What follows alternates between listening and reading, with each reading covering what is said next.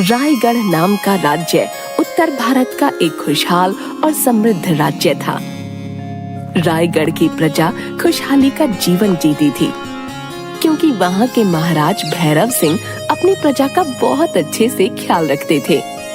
उनके शासनकाल में राम राज्य स्थापित था। रायगढ़ की शान थी वहाँ की स्वर्ण नदी। रायगढ़ की स्वर्ण नदी के चर्चे दूर दूर के राज्यों तक थे। स्वर्ण नदी केवल नाम की स्वर्ण नदी नहीं थी, बल्कि नदी के नीचे से स्वर्ण निकलना आम बात थी और केवल राजा ही उस स्वर्ण का उत्तराधिकारी था। भैरव सिंह उस सारे स्वर्ण का इस्तेमाल अपनी प्रजा की उन्नति और भलाई के लिए करता था। एक शाम राजा भैरव सिंह अपने शस्त्र गृह में शस्त्र निरीक्षण कर रहे थे। शस्त्र गृह के सभी अस्त्र शस्त्र वक्त से पहले पूर्ण रूप से तैयार रहने चाहिए। महाराज, आपके आदेशानुसार शस्त्र गृह के सारे शस्त्र हर माह निरीक्षित किए जाते हैं। अति उत्तम। तभी उनका महामंत्री वहाँ आता है। महाराज की जय हो। मंत्री जी, आप बहुत परेशान प्रतीत हो रहे हैं, क्या बात है? महाराज, राज दरबार में जाकर बातचीत करना उचित होगा। परेशानी मुझ तक होती तो अच्छा होता, परंतु परेशानी हमारे रायगढ़ पर आन पड़ी है। बताइए, ऐसा क्या हो गया? हमारी प्रजा को तो कोई समस्या नहीं हुई, क्या किसी का दुस्साहस हुआ हमारे रायगढ़ पर बुरी नजर रखने का? समस्या हमारी संपूर्ण प्रजा और रायगढ़ की है। ऐसा क्या हो गया मंत्री जी? साफ साफ लफ्जों में बताइए। महाराज, अफगान लुटेरा अब्दाली अपनी सेना के साथ उत्तर भारत के राज्यों को लूटता हुआ, जिसमें से कुंजगढ़, शाहपुर, सुल्तानगढ़ और चैतपुरा सब जगह भयंकर लूटपाट कर सैकड़ों लोगों को मौत के घाट उतार चुका है और अब रायगढ़ की तरफ बढ़ रहा है। गुप्तचरों की सूचना के अनुसार अब्दाली को हमारा राज्य और स्वर्ण नदी को कब्जाना है। चिंता की कोई बात नहीं है, और आपको तो पता ही है मंत्री जी, हमें लड़ाई मारकाट से सख्त नफरत है। इससे पहले कि अब्दाली हमारे ऊपर हमला करे, आप उसे संदेश भिजवाइए कि हम उनसे बातचीत करके मसला सुलझाना चाहते हैं।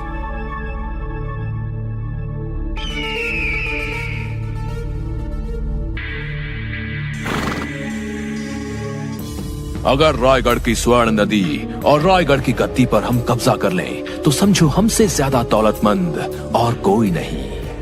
बिल्कुल दुरुस्त फरमाया शहंशाह। सुना है उस स्वर्ण नदी से इतना सोना निकलता है जिससे हम अपने सब पड़ोसी राज्यों से दौलतमंद हो जाएंगे।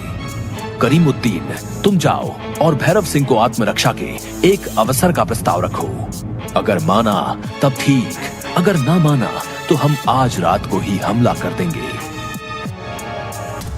तभी अब्दाली का खास सेनापति करीमुद्दीन महाराज से मिलने की अनुमति चाहता है। महाराज, अब्दाली का सेनापति आपसे मिलना चाहता है। उसे अंदर लेकर आओ। करीमुद्दीन दरबार में आता है। महाराज की जय हो। महाराज, मैं करीमुद्दीन, शहंशाह अब्दाली का गुलाम। हमारी तुमसे और तुम्हारे शहंशाह अब्दाली से कोई दुश्मनी नहीं है, और ना हम तुमसे लड़ना चाहते हैं। तो तुम हमें बता दो, तुम्हें क्या चाहिए, हम तुम्हें दे देंगे। महाराज, आप तक ये संदेश लाया हूँ कि आप अपने राज्य और स्वर्ण नदी अब्दाली को सौंप दें, वो आपको मुआफी दे देंगे। ऐसा हरगिज नहीं हो सकता, क्योंकि हमें मालूम है तुम हमारी प्रजा को बहुत नुकसान पहुंचाओगे, जो हम बिल्कुल नहीं होने देंगे। और एक राजपूत शासक के होते हुए एक लुटेरे से भयभीत हो जाएं, कदापि नहीं। महाराज, हमें तो आपकी गद्दी चाहिए, और वो तो हम लोग हासिल कर ही लेंगे। चुप कर तुच्छ लुटेरे, अगर तू दूत बनकर ना आया होता तो अभी तक तेरा सर धड़ से अलग होता। बाहर कर दो इसको हमारे राज्य की सीमा से। करीमुद्दीन को सैनिक राज्य की सीमा से बाहर कर देते हैं। ये तो बहुत बड़ी समस्या हो गई मंत्री जी, और हमारे पास समय भी ज्यादा नहीं है युद्ध की तैयारी करने के लिए। चिंता की बात तो है महाराज, लेकिन हमें कुछ करना होगा, और वो भी जल्द से जल्द। इसका एक ही समाधान है, हमारा सेनापति दिलावर को माँ काली की तपस्या से उठाना होगा। लेकिन महाराज, दिलावर अभी एक सप्ताह तक तपस्या में ही लीन रहने का प्रण ले चुके हैं। जो भी हो, इस मुश्किल की घड़ी में हमारा शूरवीर योद्धा दिलावर ही रायगढ़ की ढाल है। जाओ और जाकर दिलावर को क्षमा याचना के साथ तपस्या से उठाइए। जैसी आपकी इच्छा महाराज। मंत्री जी अपने कुछ सिपाहियों के साथ गुफा में बने माँ काली के मंदिर में पहुँचते हैं। दिलावर तपस्या में लीन है। ओम क्राम क्रीम क्रूम कालिके स्वाहा। ओम क्राम क्रीम क्रूम कालिके स्वाहा। ओम क्राम क्रीम क्रूम कालिके स्वाहा। ओम क्राम क्रीम क्रूम कालिके स्वाहा। सेनापति दिलावर, महाराज आपको याद कर रहे हैं। सेनापति दिलावर, तपस्या से उठिए। मंत्री जी प्रणाम। ऐसी क्या विपत्ति आन पड़ी जो हमें हमारी तपस्या से उठाना पड़ा?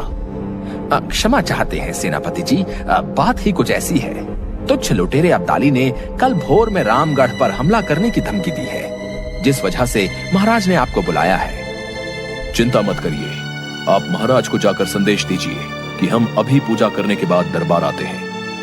जो आज्ञा सेनापति। मंत्री दरबार में आते हैं। बताइए क्या बोला सेनापति दिलावर ने?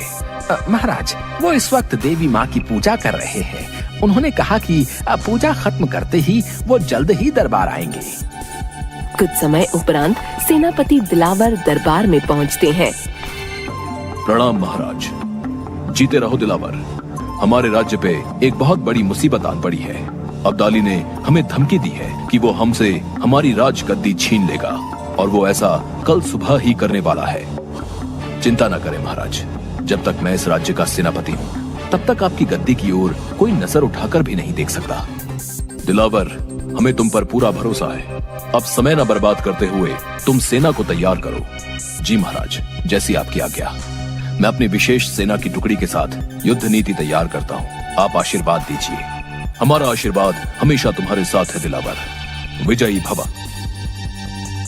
दिलावर महाराज को प्रणाम करके वहाँ से चला जाता है।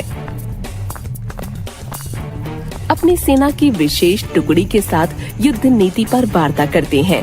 इतने में एक सिपाही दौड़ता हुआ दिलावर के पास आता है और कहता है, सेनापति दिलावर, हमारे ऊपर अब्दाली ने हमला कर दिया है। क्या इतनी रात को? लेकिन सूचना तो कल सुबह की थी। सेनापति, वो अपनी सेना के साथ राज्य में घुस आया है और लोगों को मार रहा है। युद्ध भी युद्ध नीति से नहीं कर रहा है ये कायर। इसको इसी के तरीके से हराना होगा। फिर दिलावर घोड़े पर बैठकर युद्ध के मैदान के लिए रवाना हो जाता है। वहाँ पहुंचकर वो देखता है अब्दाली अपने हाथी रथ पर सवार है और हाथी के पैरों के नीचे कई प्रजावासियों को कुचलता हुआ आगे बढ़ रहा है। कई लुटेरे घरों से औरतों से जेवर और धन लूट रहे हैं। बुजुर्गों को बेरहमी से मार रहे हैं। रुक दुष्ट लुटेरे, तेरे पापों का घड़ा भर चुका है। इन मासूम लोगों पर अत्याचार कर अपने आप को शूरवीर समझ रहा है। मुकाबला कर मेरा। सुभान अल्लाह, कोई तो है इस राज्य में जो लड़ने को आया। मैंने तो सोचा था आज रथ से नीचे आने का अवसर ही नहीं मिलेगा। अब्दाली को तुम्हारा हौसला पसंद आया। बातों से समय व्यर्थ न कर अब्दाली, अब अपना पराक्रम दिखा। सेनापति दिलावर घोड़े से उतरकर नीचे आ जाते हैं। उधर अब्दाली भी हाथी से नीचे आकर युद्ध करने के लिए आगे बढ़ता है। दोनों में घमासान युद्ध शुरू हो जाता है। सेनापति दिलावर अपने युद्ध कौशल से अब्दाली का डटकर मुकाबला करते हैं। दोनों तरफ से भारी जान माल का नुकसान होता है।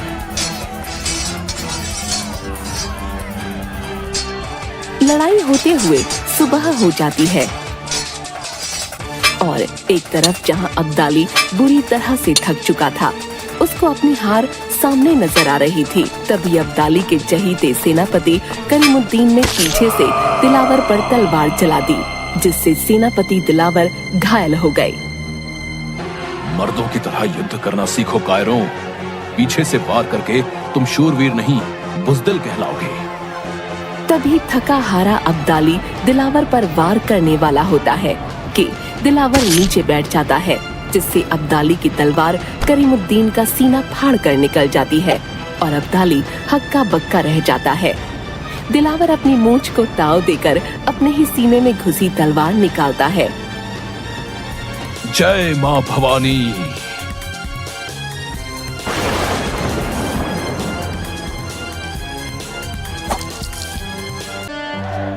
उसके तुरंत बाद शंखनाद होता है और जय मां भवानी के नारों से पूरा रायगढ़ गूंज उठता है।